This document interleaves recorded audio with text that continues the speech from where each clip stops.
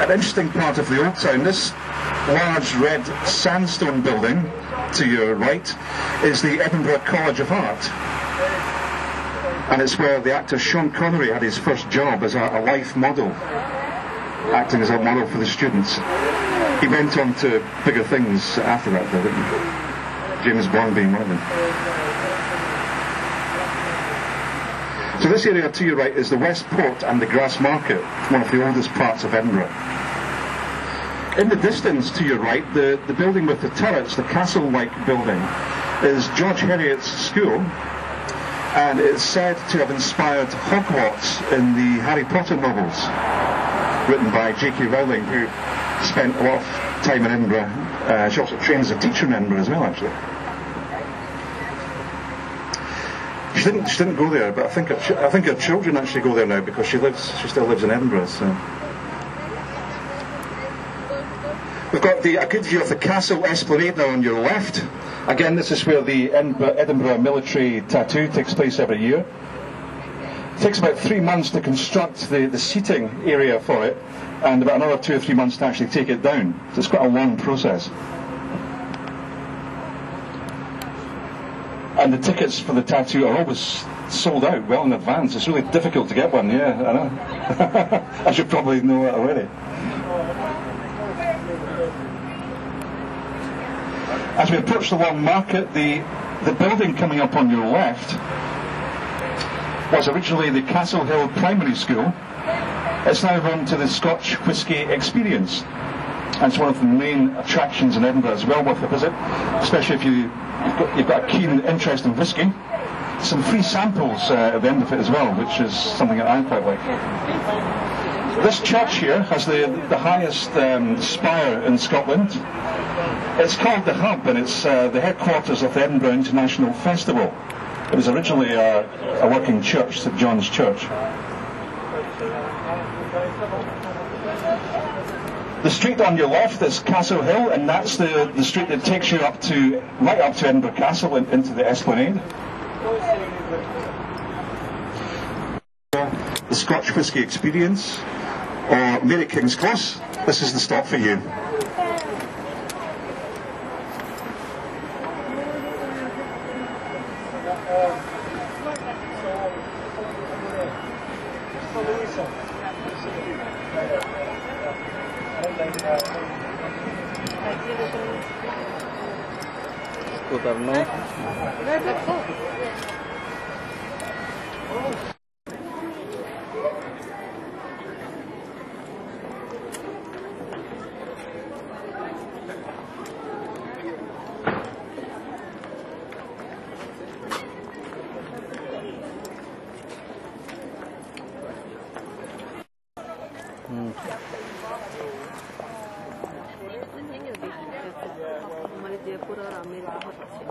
बहुत खूबसूरत है वो, नहीं? खूबसूरती में नहीं है।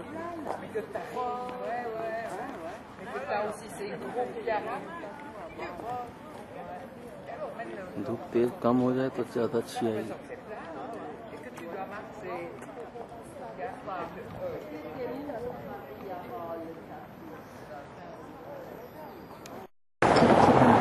William Burke and his assistant William Hare were serial murderers.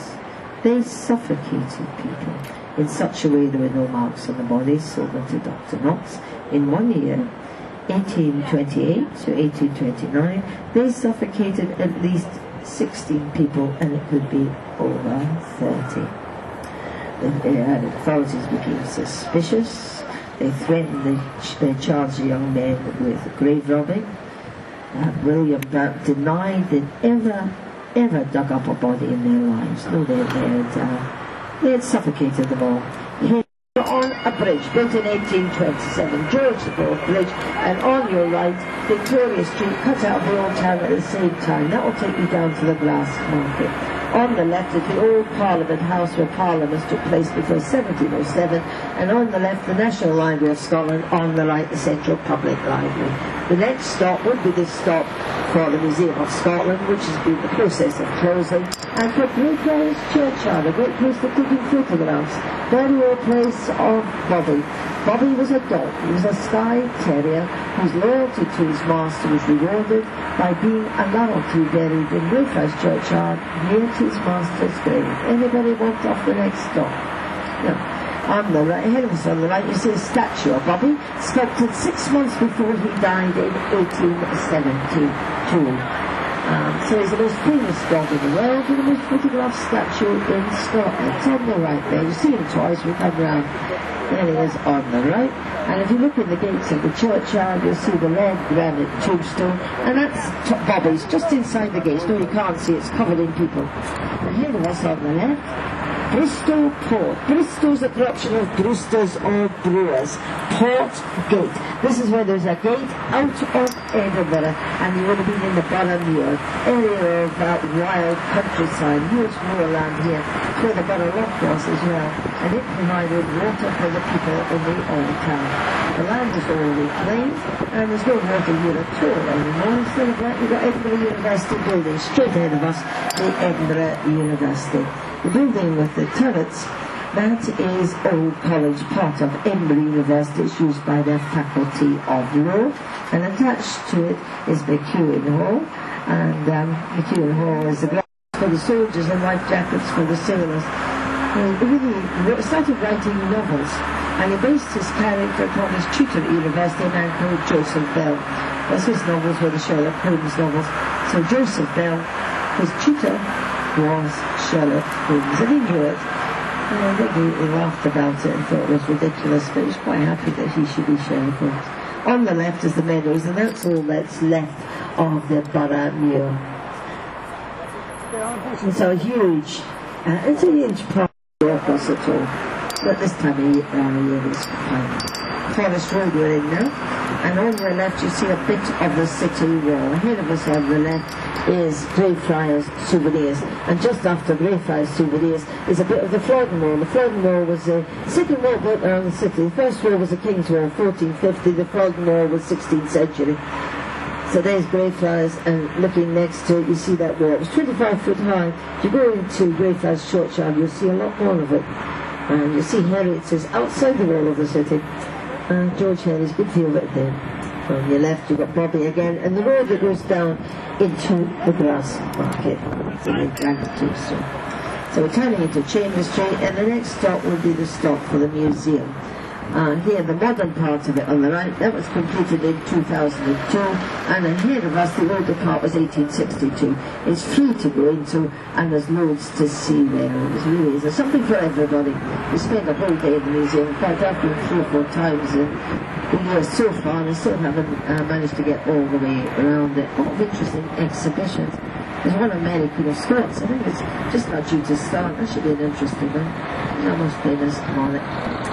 The Crown Office on your left there, and on your right, ahead of us is William Chambers, Victorian Lord Provost, and he was also the founder member of the Chambers Publishing Company. Started with his brother Robert, the most famous publication being the dictionary. You can see the books under his cloak. But he was the man who allowed the Greyfriars Bobby to remain alive. Some people don't like dogs, and they wanted him put down. He was a stray, he didn't belong to anybody, and in those days you had to pay a license for a dog. They wanted him put down. William Chambers sorted that. He bought him the license. He said, he's our dog, he belongs to the town. So, nice man, I like dogs. I like William Chambers. Interesting guy. These are all university buildings down here. The university is in one place, it's spread around the lot. There's the art, part of the art college on the left there, and further down is Adam House, which is architecture, and on your right is Old College, part of Edinburgh University, used by the Faculty of Law. The exterior is the work of Robert Adam, the interior William Henry Playfair, and on the top is a dome Rowan Anderson. Now this is where Walter Scott studied to become a lawyer, and it's 1,075 feet long, at least 19 arches, there might be more. The buildings you see, 3 stories above, 3 stories underneath, and they expand under the street itself. Hence the building on the left. In